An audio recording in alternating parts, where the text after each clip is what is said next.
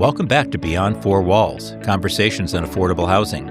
I'm David Dworkin, President and CEO of the National Housing Conference, the nation's oldest and broadest affordable housing coalition.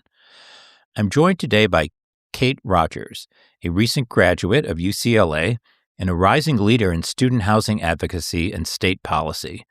Kate began her work in legislative advocacy as a freshman at UCLA, where she first saw the power of student engagement in shaping state politics.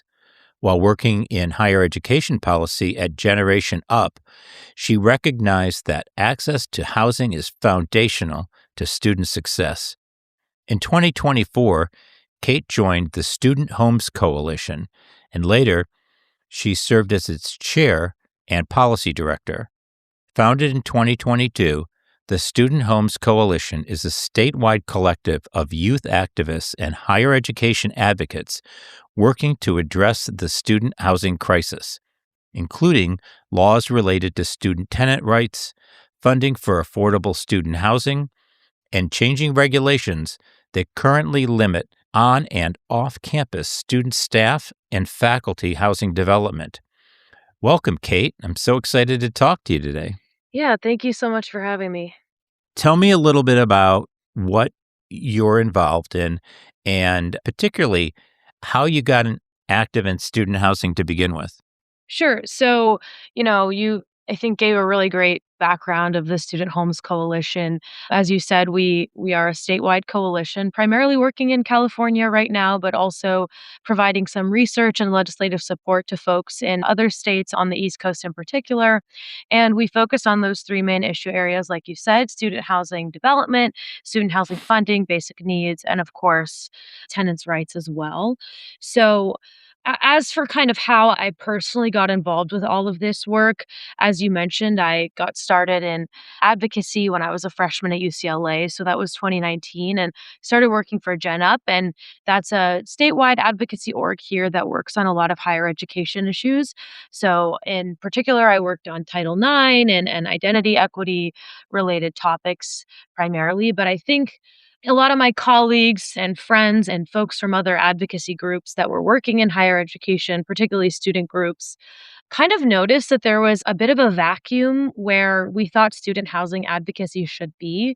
So a lot of us came from the higher ed world, and at least in California, there's a lot of higher education advocacy groups. There's a lot of funding that goes into that space. There's also a lot of attention put on college affordability as a sort of crucial topic, but a lot of the conversation there and the policy making there is really dominated by tuition assistance and financial aid, which is, of course, super, super important and really critical to being able to attend college. But as students ourselves, I think we all knew that even bigger of a piece of that is actually housing and affordable housing. So kind of the natural next step, I think, if you're someone who's interested in housing, is you kind of go and look at, well, what are the housing folks doing? What are the YIMBY groups and the affordable housing developers and the tenants advocates? What do they have to say about this issue? And unfortunately, we found it really just wasn't much, because they have, at least here in California, a huge, huge set of issues and crisis to deal with in just the regular housing market, irrespective of student housing. So that's kind of how student homes emerged in 2022 to kind of take that space and really start driving the conversation on student housing and affordable student housing as a sort of unique issue area that deserves legislative attention. I think about what most people are doing their freshman year, and it isn't getting involved in affordable housing issues and advocacy. What was the draw for you? What made, and most people I know in housing kind of stumble into it by accident, and you've been very thoughtful and purposeful about it. What's the driver for you? Yeah, honestly, I don't have a super compelling, interesting anecdote to share. I think really I started working in the higher education advocacy space at Gen Up, to be 100% honest, because Hmm. my friends were doing it and Good they were enough. like, hey, we think you'd be great. I've always been interested in politics ever since I was super, super little kid. Some of my earliest memories were the 2008 presidential election. So seemed like a good fit for me. I was actually a physics major at the time, so I Hmm. really zigged when I was kind of zagging. But I'm super, super grateful that I made that choice because now I'm here in Sacramento and doing this work full time. And I couldn't be happier with that decision. I sort of just randomly made, to be totally honest. But I mean, I love the work. I really do. And Yeah. so I think I just got more and more sucked into it over time. And then with housing in particular, especially here in California, it's really just an undeniable crisis. Literally everywhere you look, there is the visible signs of our housing crisis, whether that's homelessness, whether that's in your personal life, like high rent, very low vacancy rates, even for students in particular, missing out on, say, campus's housing lottery and then being functionally homeless just by chance in that situation. Lastly, I'll just say, as to the magnitude of the crisis here in California, 1 in 4 of our community college students experience homelessness, and that is 11% for our CSU students and 8% for our UC students. So, really, just astronomical numbers across the board. But really, when we look at that community college population, 1 in 4, 24% about is just, undeniable. And I think as anybody who is working in higher education policy or has a passion even for policymaking in general, I think it's just kind of a crisis of that magnitude really just draws you to it, especially when you think about how these are young people that are just trying to make their way in life and sort of improve their career prospects, their financial stability, and all of these things. And so many students are homeless. It just feels like something I couldn't really help but get involved in. So that fact blows my mind. I mean, the idea that 1 in 4 students in California, and it's not just California, there's, the number may be lower elsewhere because the housing costs, but it's still a national problem, that 1 in 4 have experienced homelessness and that I think you said 8% of University of California students have experienced Yeah. homelessness. That's insane. How is that even a thing?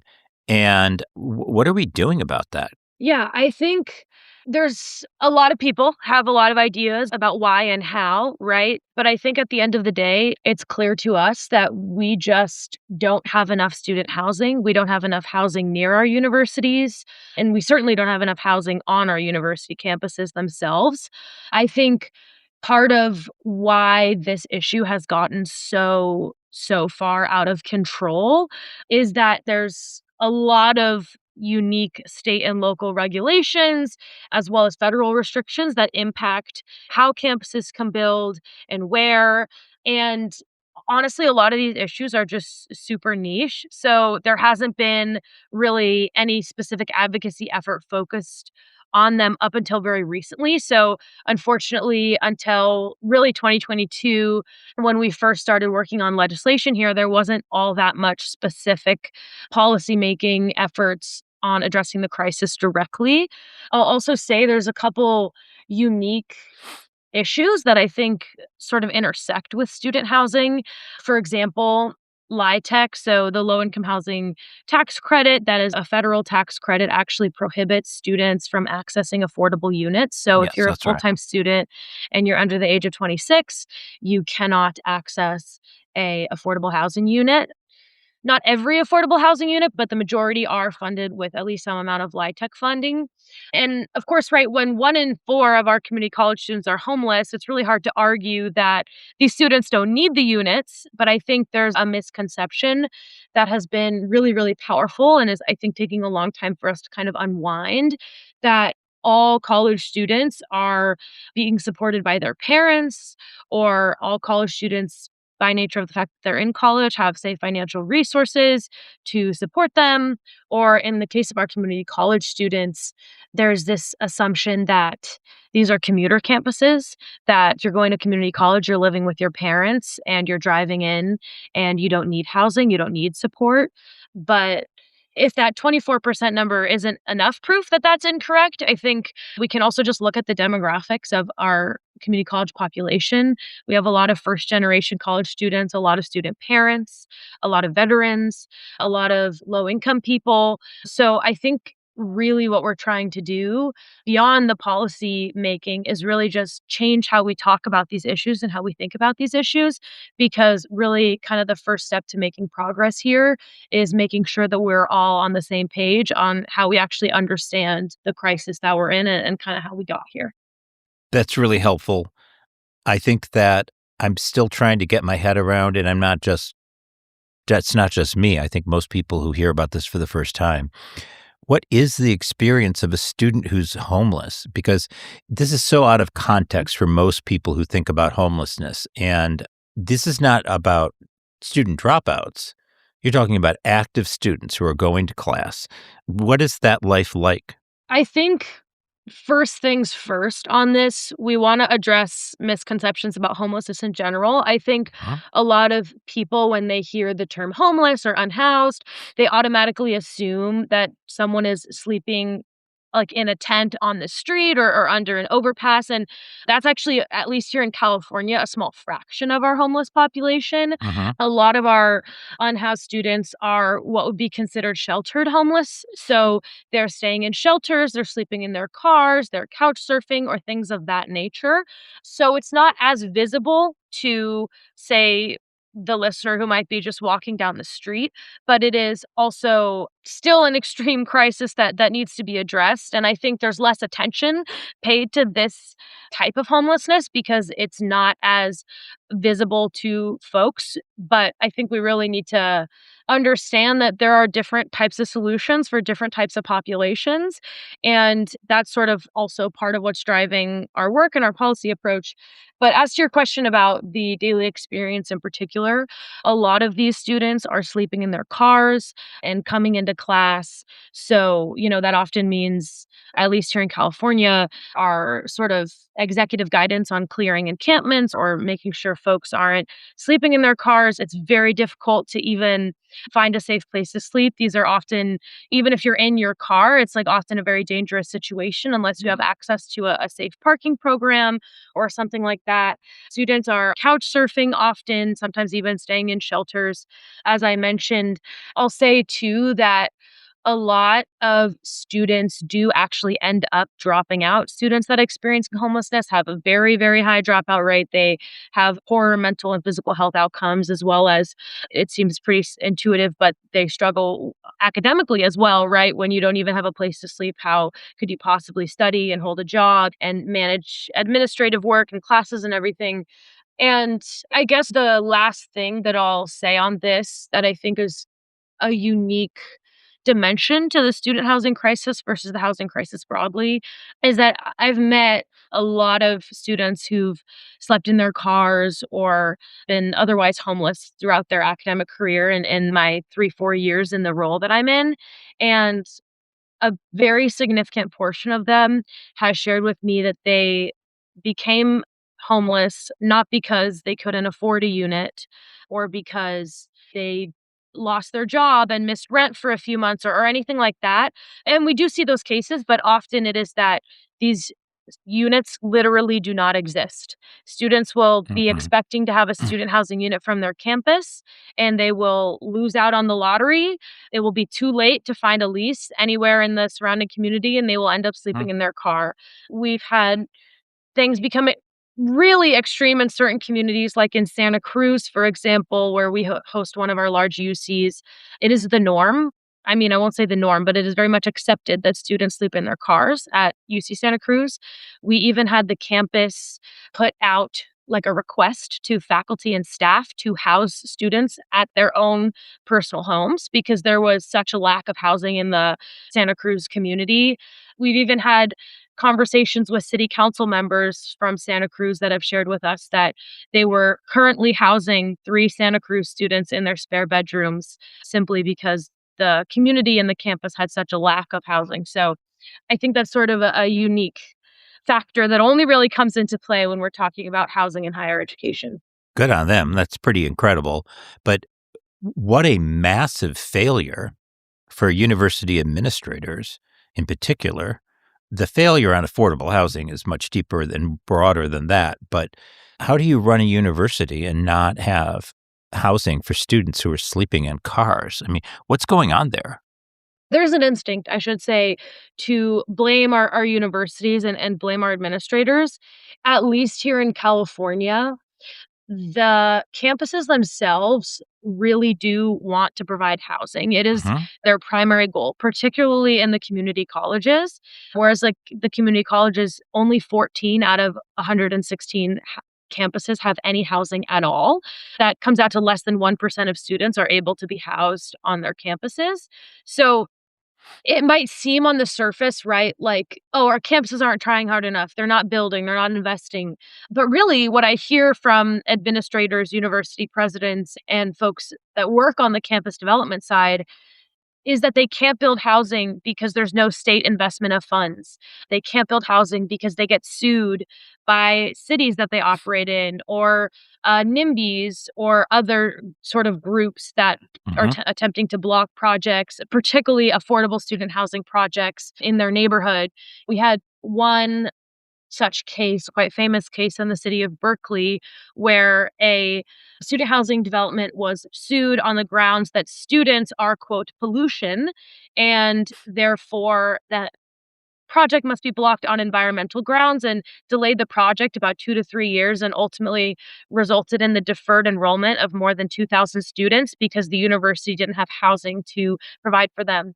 And now the university absolutely did not want to do that. They did not want to pay millions of dollars in legal fees and have this project be delayed, but that was the situation that was kind of thrust upon them, right? And so I think we need to think about it from two angles, right? One, how do we empower our campuses to build, and how do we empower them to do so at a rate that is affordable and efficient, while at the same time ensuring that they respect the resources that we give them as a state and as advocates, and ensuring that they provide safe, habitable, and affordable housing for their students. Okay, so I was just about to say, let's not focus on the blame game because it's very easy for us in Washington in particular to go there. And I know your focus is on solutions, but you kind of threw a wrench in that when you said students are pollution. Who on earth said that? And not to mention the fact that the university ended up spending millions of dollars for lawyers rather than actually millions of dollars for housing. So, yeah, so you blew my mind. I'm going to have to stay on the blame for a minute. What the heck is that about? And heck is probably the only time I've said heck in months, but I'm going to do it here just because I'm being polite. That lawsuit was brought by local residents of the Berkeley area that did not want student housing to be built in their neighborhood. In California, we have a really powerful law called CEQA, the California Hmm. Environmental Quality Act. It's really been the subject of much debate. I've written about it. There's a whole chapter in abundance on it. Yes. Yes, exactly. So CEQA, for the uninitiated, is called the California Environmental Quality Act.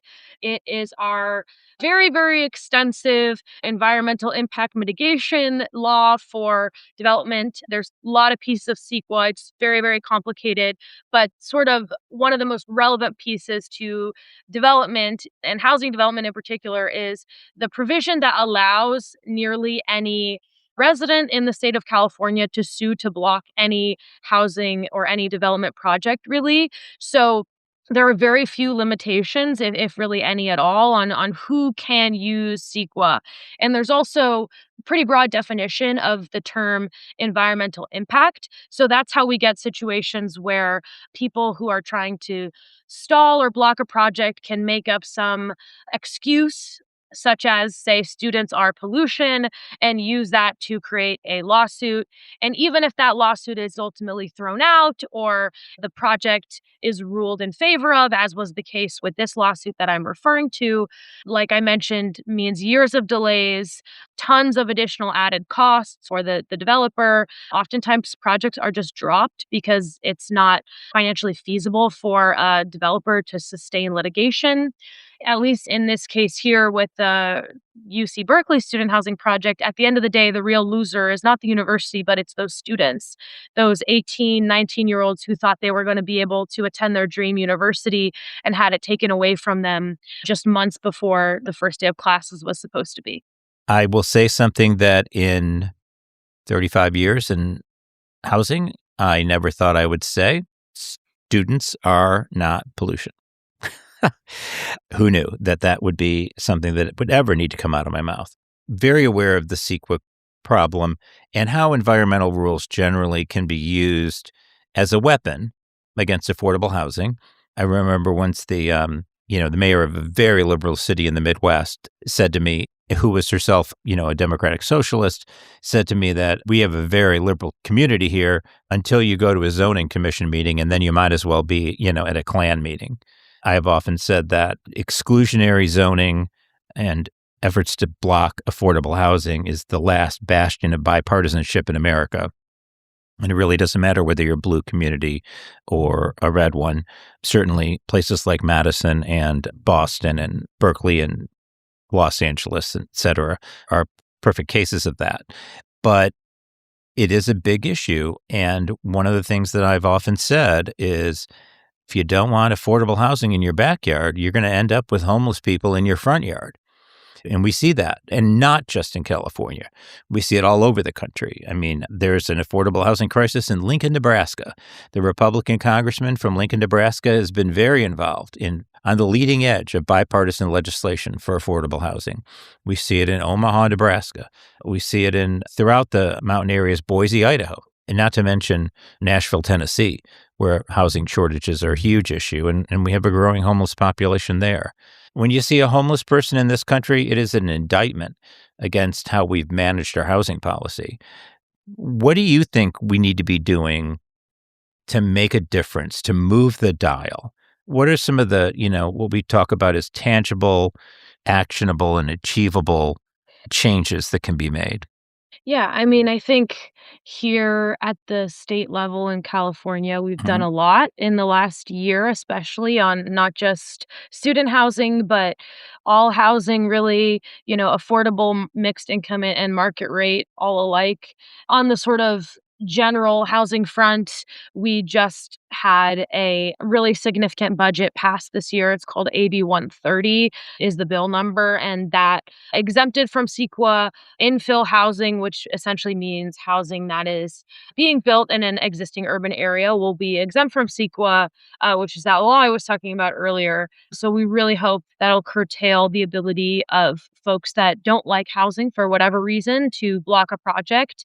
So we're definitely excited about that. There's also been pretty extensive zoning reform to allow for more housing units to be built on areas near transit or other sort of prime land that is suited for density and for housing and affordable housing. I think as a broader housing community here in California, we are really thinking about what's next, right? How do we take these big wins on CEQA and on land use and really make sure that these units are ultimately delivered and they're delivered at an as affordable of a rate as they possibly can be. So I think what we're thinking about a lot is funding, whether that's through tax credits, fee reform, a housing bond that we're pursuing, affordable housing bond we're pursuing here in California, as well as ensuring that we're sort of taking or we're making the most of the housing construction innovations that we have, modular housing, prefab housing, things of that nature that are able to deliver units at a much lower cost and at a much shorter timeline, I should say, as well as really thinking about home ownership. How do we allow for low income people to access home ownership and as we call it here, the California dream, in the same way that higher income people have historically been able to? So pretty large effort this year cooking on affordable home ownership and how we can support that through state funds and things of that nature. As far as student homes is concerned, we are continuing to engage on the numerous budget efforts in terms of getting more funding for affordable housing, also making sure we're supporting our individual campuses and districts as they attempt to implement some of our previous legislation that we're grateful that the governor signed this past year in October. Can definitely talk more about that. Yeah, would you? Because that's one of the things that you were involved in, and I think it definitely is a model for the country, which is good because California has often been a model for what not to do. It's nice that, we now see it as contributing to what we should be doing. Yeah, we're trying to sort of repair our reputation a little bit, I think. So student homes has been around since like I said, 2022. So this last legislative session was our third legislative session running bills. So we had three signed by the governor out of four, and then that fourth one is still moving as a 2-year bill. This past year, we had a more development heavy focus, whereas at times, other years, we might focus more on tenant protections or student basic needs or things of that nature. But this year, we really zeroed in on how do we provide more affordable units to students. And so we took a sort of multi-pronged approach. Our first bill and our largest bill was AB 893. And what that did was allow for mixed income and affordable projects to be Hmm. built on commercial land that's within walking distance of our UCs, CSUs, and community colleges. Additionally, we expanded traditional affordability requirements to allow students to access those affordable units, the low income units, through Cal Grant, Pell Grant, or Promise Program eligibility. So essentially, if you're eligible for financial aid, you are now also eligible for a affordable unit that is walking distance from your campus. This is really critical as we think about particularly land use around our colleges. On average, I believe it's like 15% or so of the land near our major universities is zoned for multifamily, just 15%. We Hmm. think about a lot of these campuses have literally tens of thousands of students and researchers and TAs and other young people who need, more affordable options, rental options, and we're really just not giving the market the opportunity to provide those types of housing when we're only allowing any type of multifamily to be built on just 15% of land. So that was really the driving force behind AB 893. So with commercial in there under AB 893 for mixed income affordable housing, we've functionally increased that amount of land by 50% about. So we'll go from say 15% to give or take 23% on average. So still not too much, but definitely making a dent as we think about where we can put this housing and sort of what these prime locations are. Another one of our bills that we're super proud of is for our community colleges in particular. That's AB Hmm. 648. What that bill did was it was providing community colleges with what's called land use authority. So, just for some background, our UCs and our CSUs are exempt from local zoning. So, they serve as their own land use authority. They essentially get to make their own planning decisions. They even make their own planning documents, which are sort of similar to zoning ordinances.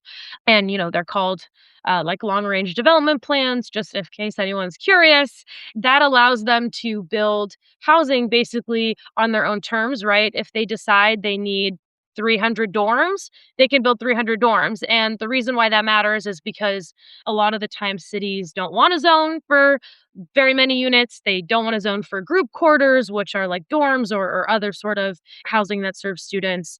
But community colleges have historically not had the same right, the same ability. And that's why we see only 14 out of 116 of our campuses having any housing because it's been very difficult for them to build housing historically.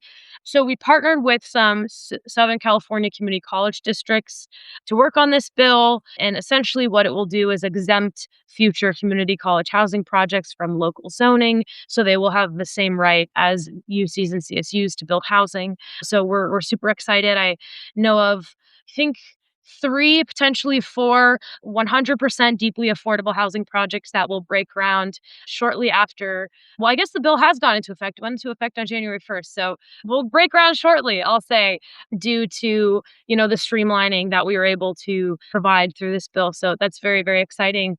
And then lastly, we worked on another bill, which was AB 357 in the sort of permitting reform space, really trying to streamline the approval of student housing through the California Coastal Commission, which is a state agency that approves housing near the coast. But we don't need to open that can of worms. But those were the three bills that we did last year, and kind of looking forward to building on those, in the coming year and beyond.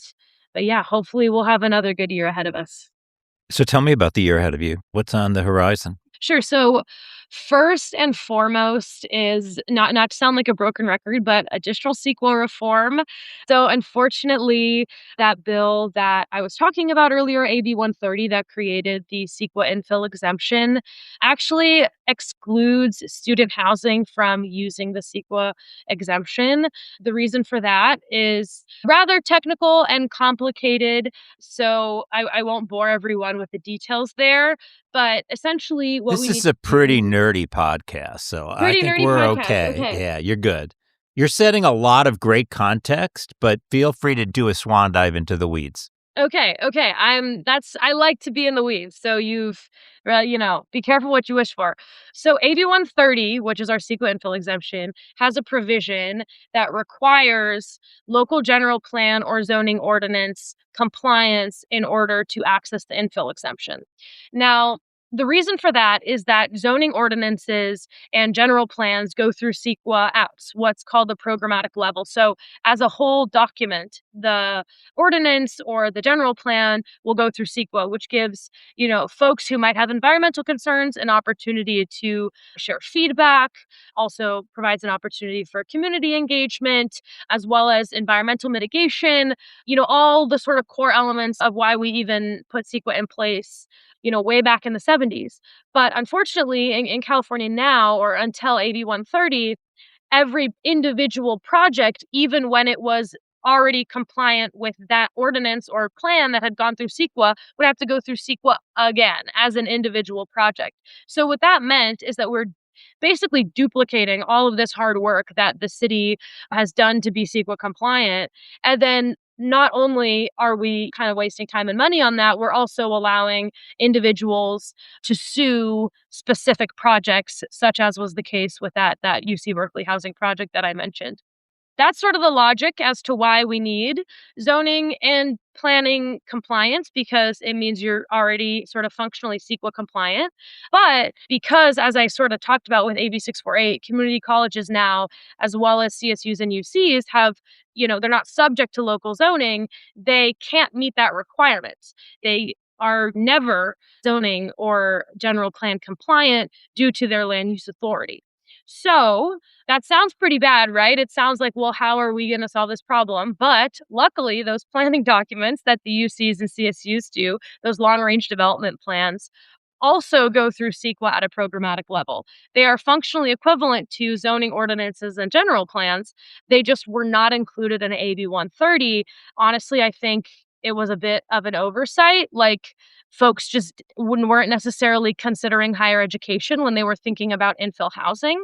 So what we're going to go back and do this year is essentially add, or we're hopefully going to do so. Don't quote me on this because I might be eating my words come June. But what we plan to do this coming year is add to that CEQA exemption that if you are compliant with a local general plan, a zoning ordinance, or an applicable higher ed use plan, so say a long range development plan, you can still access that infill housing exemption. So yeah, there we go. That was the deep dive in the weeds. Well, for a podcast that's listened to policymakers around the country, it's very useful because it's really a roadmap, and I appreciate that. Tell me a little more about what's on your agenda, and are there federal things on your agenda as well, and how can we help with that? Sure. I think as far as our state agenda goes, we're continuing to push forward on tenants' rights. We have a bill or two in that space. We are also continuing to focus on basic needs. So, as an organization, we are very aware that providing affordable housing and student housing in the long run does not help our hundreds of thousands, unfortunately, students that are experiencing homelessness today. So, to that effect, we are working on expanding funding for various homelessness assistance programs and things of that nature. We're also looking at reducing the cost of construction through taking advantage of some of our more innovative housing delivery models. We're looking at reducing fees that are assessed onto housing developments in a lot of our cities in California. So definitely some other stuff cooking at the state level. But then federally, hasn't historically been our main area of focus, just given that a lot of these land use decisions and environmental regulation decisions are made at the state level. But we are involved right now in a coalition to allow qualifying students to access LIHTC funded units. We're absolutely not taking point on that, but definitely very supportive, seeing as, students are actually the most likely group to experience homelessness. So we really need to make sure we're including them in our federal approach to addressing housing and housing insecurity as well. So we are engaged there. Definitely not the core of what we're working on, but definitely something we're very supportive of. And also, last thing I'll say is also helping some students in other states, Massachusetts, Arkansas, Montana, Texas, develop policies that are similar to our own and really try and make sure that we can not reinvent the wheel and we can export some of the lessons that we've learned here in California, because I think if you can do it in California, you can do it anywhere. We're trying to really make sure we're pushing folks in other states and other legislatures to pursue similar solutions. So this has been really interesting. You're such an effective leader in this space, both in terms of what you're accomplishing, but also how you talk about it and how you put it into context. So I really appreciate that. Tell me something about yourself, the most interesting thing about yourself. It's my favorite question to ask my guests, that has nothing to do with what you do at work. Oh, the most interesting thing about myself? Well, let's see. I mean, I have a lot of things. I don't know how many of them are super interesting, but I'll say I think something that's kind of funny about me, especially as someone that works in like housing and transit and really loves density and walkability, is that I don't know how to ride a bike. I'm 23 years old. I turned 23 yesterday, and I do not Happy know how birthday. to ride a bike. Oh, thank you. Yeah, so I think that's just kind of a silly thing, especially given my line of work. It definitely doesn't, make sense. And then also, I just have to say, since we're headed into the NFL playoffs Hmm. here, I'm also a huge sports fan, huge Bay Area teams, 49ers, Warriors, Giants. So to any Niners fans that are listening, we that Seattle lost last week. That was tragic, but heading into the playoffs, ready to go. So yeah, I would say those two things. I'm a Niners fan and I can't ride a bike. Okay, wow. We'll put in a plug for riding a bike. I love cycling. I'm sure you have time in your life to pick it up at some point. So don't rule it out. And I'll also note that, my wife struggles with telling time with the traditional watch because she moved every 18 months growing up, and they taught telling time in one grade when she was in one school, and then the earlier grade when she went to the next school. And so she never got it. So she can certainly tell time, but she always has to look at the watch twice and always makes a thing about, I can't tell the time. I don't know why we're watching. And so these odd things among really one of the most accomplished people I've ever met, who I happen to be married to. So I wouldn't fret about the bike thing, even if you never pick it up. Every highly accomplished person should have one thing that people say, like, really? You can't do that? Yeah, yeah. It's honestly embarrassing. I can't do any balance related activity like Ah, ice skating, rollerblading. If you only give me 2 wheels, like, I'm gonna struggle, Like, I okay. need, I need at least 4 wheels. I mean, yeah, so I'm glad me and your wife can have something in common here. So, yeah, I'm never gonna learn. I'm too stubborn, honestly. I'm too Okay. stubborn. Well, there's another thing you might have in common with both me and my wife. I have thoroughly enjoyed this. It's been a delight, and I'm so just happy that in an area of advocacy that just needs people who are passionate about this work and have a whole life ahead of them to accomplish things. I'm thrilled you're committed to housing. I am looking forward to working with you in the future because I'm sure I will be, although I suspect at some point I may be voting for you. We'll see how that goes. Yeah, no, thank you so much. I really, really appreciate you taking the time and just the conversation. I think for way too long, this has been an issue that we just haven't talked about, we haven't been paying attention to, we haven't been making progress on, and I think that's starting to change. And so, really appreciate you and everybody listening or caring enough about this to listen and hopefully engage in the future and keep it in mind as you all go back to your jobs and lives and hopefully advocacy work as well. Thank you for joining us. Yeah, thank you so much. Thank you for listening to this edition of Beyond Four Walls. You can visit the National Housing Conference at nhc.org. There you can learn more about affordable housing policies, affordability challenges throughout the nation on our Paycheck to Paycheck database, and explore membership in NHC for you or your organization. We appreciate your interest and look forward to working with you in the future. Until next time, I'm David Dworkin, NHC's President and CEO, wishing you a great day. This podcast was edited by Resonate Recordings.